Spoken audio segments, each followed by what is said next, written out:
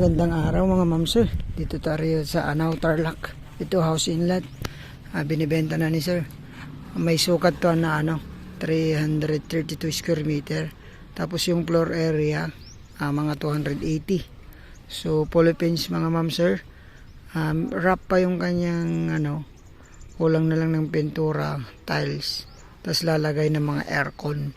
Pero nakaabang na po lahat to. So walking distance from town proper mga ma'am sir. Hindi na kayang tapusin ni sir, so benta na. Kailangan po ng pera. So dito sa medyo mahal dito kasi subdivision. Mahal ang lupa. So ito may bahay na. Ito naman palabas po ng papuntang bayan. Ito, lagyan na lang po ng salamin. Tapos yan. Pasukin po natin, ma'am sir. Naka-gate na rin. Ito yung palabas, papuntang bayan. May water source na rin. Ay, kumpleto. Slide. Sliding. Ayan. May space pa rito para sa garden. Tapos salamin.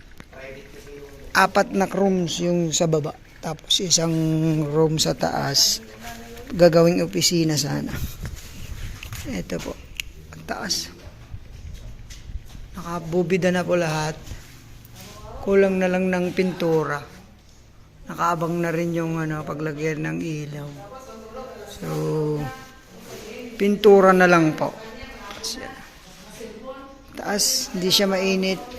Yan na rin yung kusina nila. Tapos may dirty kitchen pa doon. Sir, video ko lang sa room. Ayan.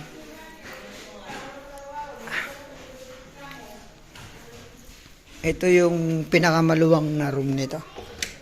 Ito. Ang luwang nito. Tapos nakabang na rin yung aircon doon. Tapos may sarili pong CR dito.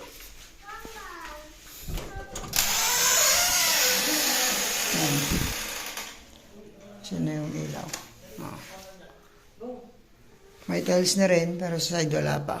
Pintura na lang. Tapos yan sir? Pintuan pa rin yan? Sir, tawa ata. Tawa lang. Natakil lang na talaga ito. Uy, pero di ka kita sa loob. Mali. Ayun, maganda to. Sarming nga ito eh. Reflective. One way mirror. One way. So, maganda po ito ma'am. Kita mo sa labas, pero di ka kita sa loob. Ito parang storage to sir, Sir. Storage yan kasi yan yung stair. Ito yung lalim ng staircase eh. Oo, ito. Maluwang pa dito. Pwedeng laglagyan ng mga sapatos, ganyan sir. Mga Para itong mga kama mo sir, di may iwan na Hindi sir. Kunin mo na. Structure lang. Structure lang. Structure lang. Ayan. So, ito naman po yung pangalawang kwarto nila. Ayan, meron na rin saksakan po ng aircon doon. Bubutasan na lang. So, ayan. Wala pang tiles. Ito, bodega. Bodega, tapos ito. Isang room pa to, sir? Oo, sir. Sige, pwede mag-maid's room yan. Pwede palagyan ng ng ginawa lang namin bodega, pero room talaga siya. Pangatlong rooms. Maluluwang din, sir? Nakaabang po mga aircon nito. Bubutasan na lang. May saksakan na yan lahat. Yan? Di kuryente? Sir, yan Yung binili ko, hindi. Manual lang. Ito. Dito yung opisina ni sir. Kasi, siya? Artist. Ganda pala ng pinabanata ni sir dito. Nagbebenta ka rin, sir? Oo, sir. Yung mga painting. Ayan, ito yung opisina. Pero kwarto to. Kwarto yan, sir. Ginawa ko lang. Yung ko talaga, opisina ko, yung nasa taas. Taas talaga. Ito yung CR po. Common CR dito sa baba. Sa taas naman, mayroon ding room doon, pero opisina sa apat ni sir.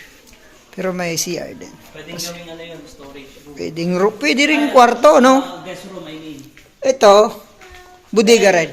Ito, powder room ito, toilet and bath din. Okay.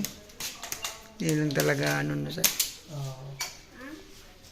Tas dito, dirty kitchen. Dirty kitchen po yan. Paano yan sir? Di lilipat ka na naman kung ano. May space pa po dyan sa likod. May space pa po dyan. Ito naman, storage pa rin, sir. Ako, storage po yan. So, parang magiging ano dito, yung washroom, no? Yung mga labahan. May dedicated doon na washing area talaga. May sarili siyang saksakan dito. Tapos, yung water supply niya, may dedicated din para talaga sa machine. Sa automatic. Meron din for washing talaga, oo. So, yung drainage niya, may dedicated din na drainage yan. Sa baba. Iba pa yun, yung drainage niya doon na mag-wash. Okay. Walang nang talaga ng pintura to. Mamis. Pintura tiles na lang. Oh, tiles. Tapos ito may space dito. Tara, patingnan natin sa taas. Punta lang ako sa taas, sir. Tingnan natin yung opisina ni sir sa taas. Pero pwede siyang maging kwarto. Ayan. May pintuan po dito pag exit.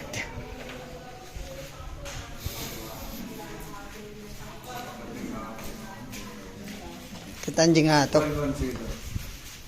Ito yung stair.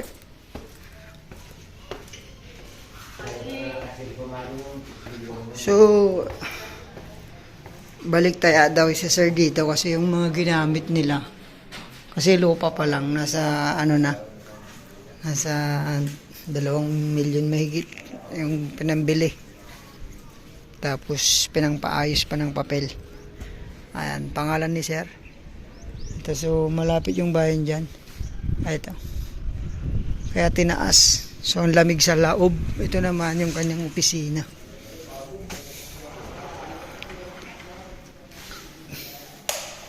Ayan, kumpleto na yung mga ilaw nila. Then lang yung malaki. Nakaabang na rin ng aircon. Maluwang to, mga kamsar sa taas. Ito may sariling CR na rin siya dito. So sa mga client niya, may CR dito. So pwede na rin gawing kwarto to, ma'am sir. So wala pa pong 1 taon tong bahay. So kailangan lang talagang i-dispose. Bigla ang kailangan ng pera. Then mga ma'am sir, baka magustuhan nyo to. Maganda siya. Malapit sa bayan, kaya medyo yung price, medyo ano rin. So asking price ni seller dito, ano? 6M. Pwedeng gumawa pa ng tambayan dyan. Sagot niya ang capital gains, mga ma'ams. So ganoon talaga yung presyohan kasi malapit po sa bayan. Kaya na lang po tumawad personally. Anytime pwede natin kausap kasi dito naman siya nakatira. Ayan po. Bayan po ng Anao. Ulitin ko po, 332 square meter. Titled property. Ayan. 6M negotiable. Ayan po. Maraming salamat po. God bless po sa ating lahat.